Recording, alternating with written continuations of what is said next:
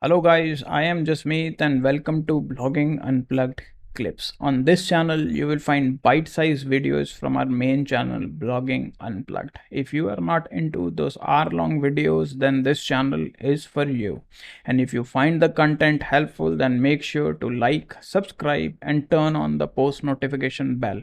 And with that said, let's dive into the video. The next change after the highlight feature that we are going to discuss is the preview for the audio block. For this, let's just click on the block inserter in WordPress 5.8.3 first and search for the audio block. And when I hover my mouse pointer over it, it shows there is no preview available. You can see that. In WordPress 5.9, this has changed as the preview has now been included. So let's just click and search for the audio block.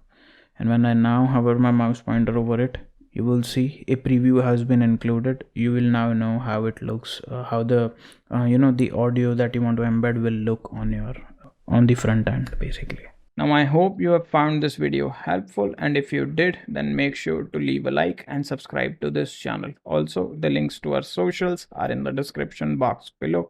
Make sure to follow us on other platforms as well. And with that said, I will see you in the next video.